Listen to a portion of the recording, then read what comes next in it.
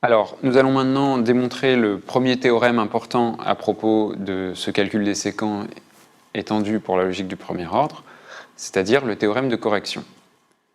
Le théorème de correction énonce que tout séquent dérivable est valide. Alors, la validité d'un séquent, on l'a un peu dit tout à l'heure, c'est essentiellement la validité de la formule logique. La conjonction des hypothèses du séquent implique la disjonction des conclusions du séquent. Mais ça mérite d'être écrit un petit peu mieux quand même, parce qu'il y a des subtilités. Donc on va commencer par définir ce que ça veut dire qu'un séquent gamma thèse delta est valide. Alors, pour qu'un séquent soit valide, c'est comme toujours dans la validité, on quantifie sur toutes les structures possibles. Donc là, F, P. Donc pour toute Fp structure S, F et P étant le langage considéré pour écrire les formules de gamma et de delta, et pour toute valuation sigma ayant pour domaine les variables libres de gamma et delta, et pour image le domaine de S, il faut bien interpréter les variables libres de gamma et delta, si on veut parler de la satisfaction de ces formules-là. Si, pour tout phi de gamma, on n'a que S avec sigma satisfait phi, alors, pour un psi de delta, S sigma satisfait psi. Donc, le morceau que j'ai écrit là, c'est ni plus ni moins la conjonction des phi de delta implique la disjonction des psi de delta. Ça, c'était gamma. Le morceau remarquable ici, c'est la quantification sur toutes les valuations possibles. Gamma et delta ayant des variables libres, il faut bien dire comment on les interprète. Et là, ce qui est important, c'est se souvenir d'où proviennent ces variables libres. Et la réponse, là, c'est la règle de droite de la quantification universelle et aussi la règle gauche de la quantification existentielle. Quand on introduit un pour-tout à droite, on se retrouve avec un x qui était lié ici, qui est désormais libre dans le séquent. Si on a ça en tête, on ne devrait pas être surpris que les variables libres du séquent soient interprétées universellement. C'est pour ça qu'on demande que ça se soit vrai, quelle que soit la façon dont les variables libres du séquent sont interprétées. Ça, c'est la bonne définition de validité pour notre calcul. Et c'est avec cette définition-là que nous allons pouvoir démontrer que tout séquent dérivable dans le calcul des séquents classique au premier ordre, que nous allons appeler là tout de suite LK1, s'il est dérivable, il est valide. Énoncé habituel de la correction. Et tout aussi habituel que l'énoncé, la preuve va procéder par le même schéma. On montre essentiellement par induction sur la dérivation du séquent considéré, et en traitant séparément les cas en fonction de la dernière règle de cette dérivation, que la conclusion est valide. Donc pour le dire plus simplement, essentiellement ce qu'on fait dans la preuve de correction comme d'habitude, c'est qu'on montre que chaque règle du calcul préserve la validité. Si les prémices de la règle sont valides, alors la conclusion de la règle est valide. Ça, on l'a déjà vu pour le calcul propositionnel, toutes les règles que j'ai effacées,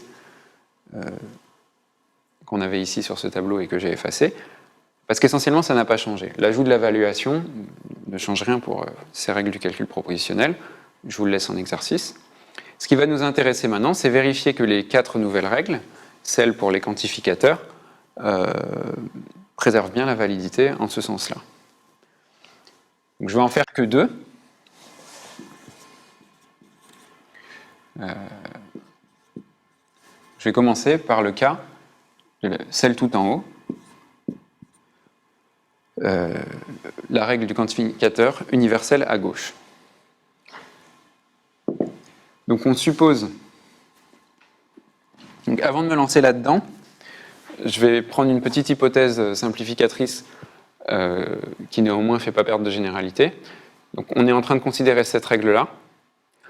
Et ce que je dis, c'est qu'on peut supposer que x, qui est lié ici, et qui finalement n'apparaît pas dans la formule ici après substitution, puisqu'il n'apparaît nulle part libre en fait, je peux supposer, enfin, ce x-là n'apparaît nulle part libre, donc il pourrait apparaître libre ici, mais ce serait un autre en fait.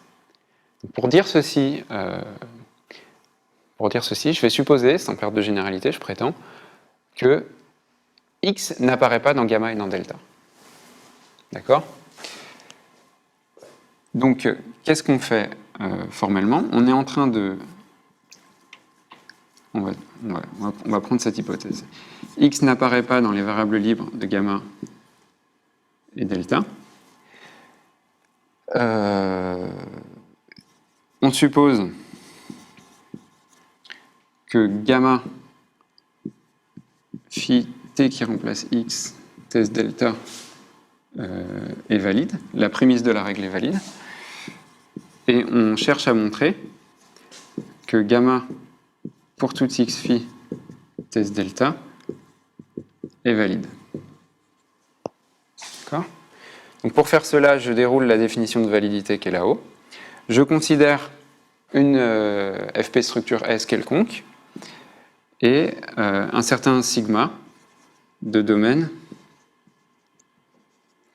les variables libres de gamma, delta et pour tout x phi. Je vais supposer que mon S et mon sigma satisfont toutes les formules de gamma.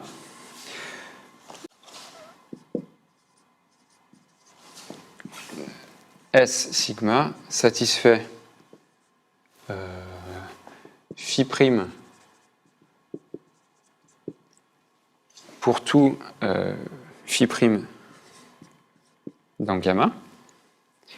Et mon S et mon sigma doivent aussi satisfaire la dernière hypothèse de mon séquent qui est pour tout x phi.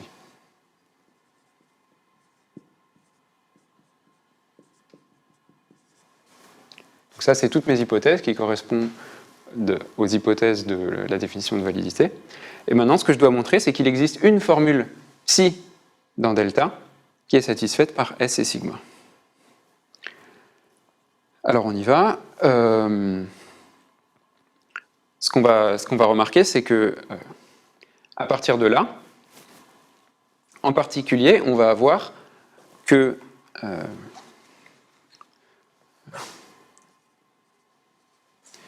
à partir de là, on va avoir que S et sigma étendus avec n'importe quoi comme interprétation pour x satisfait phi.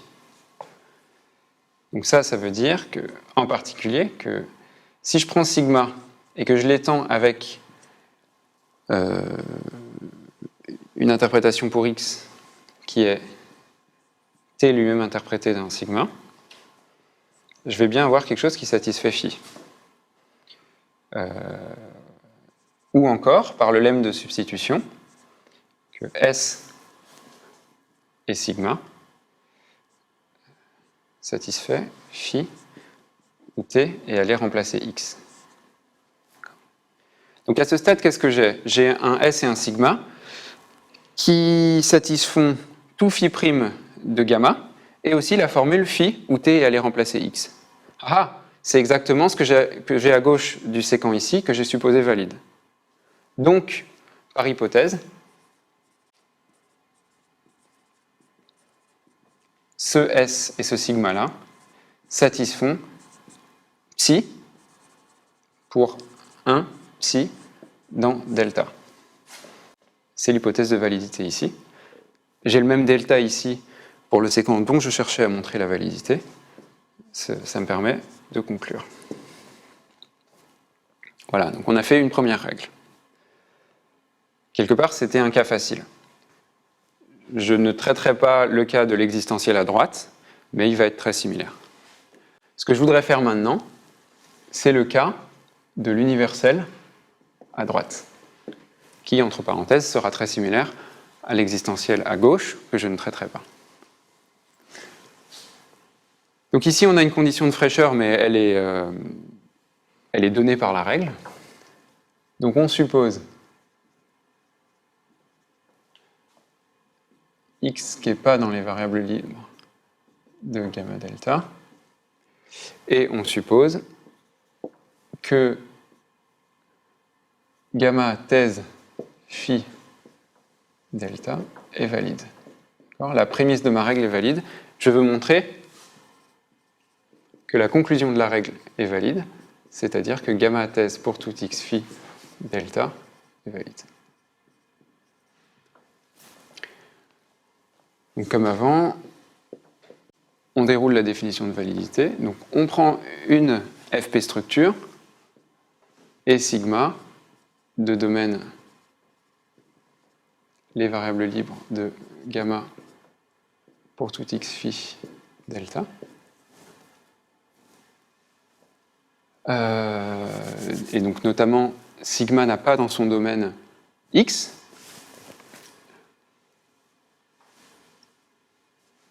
Et on suppose que ce S et ce sigma satisfont toutes les hypothèses du séquent dont on cherche à montrer la validité. Telles que S sigma satisfait phi prime pour tout phi prime de gamma. Ok, donc ce S, ce sigma là, qui satisfont toutes les formules de gamma, c'est déjà quelque chose qu'on peut utiliser ici sur l'hypothèse de validité du séquent prémisse, puisque le gamma n'a pas changé. Donc je sais que quelle que soit la façon dont j'étends sigma en y ajoutant une valeur pour la variable x, S et la valuation étendue vont satisfaire une des formules à droite. Alors là, je vais raisonner selon deux cas.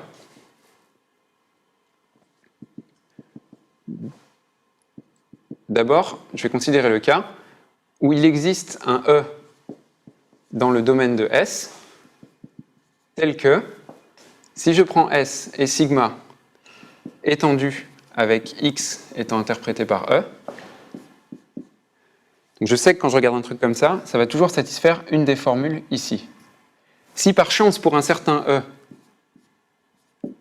j'obtiens la satisfaction d'un psi dans gamma, eh ben j'ai gagné puisque mon gamma, il est là aussi à droite du séquent dont j'essaye d'établir la validité. Alors pour dire ça un petit peu proprement, il faut observer quand même que comme x n'apparaît pas dans les variables libres de psi, puisqu'il n'apparaît pas dans les variables libres de gamma et que psi appartient à gamma, ce jugement de satisfaction là, en fait, il n'utilise pas x. Et j'ai de façon un petit peu plus forte que S et sigma, le sigma original, satisfait psi. Donc là, c'est gagné. C'est gagné. J'ai obtenu, dans ce cas-là, la satisfaction d'une des formules de la droite de mon séquent. Le deuxième cas, par tiers exclus, en fait, si ça, c'est pas vrai, alors ça veut dire que pour tout E dans le domaine de S, S sigma plus XE, si on satisfait jamais un psi dans delta, sachant qu'on doit toujours satisfaire quelqu'un ici, c'est que c'est toujours phi qui est satisfait, le vénard. Donc, on a toujours ça. Mais ça, c'est quoi?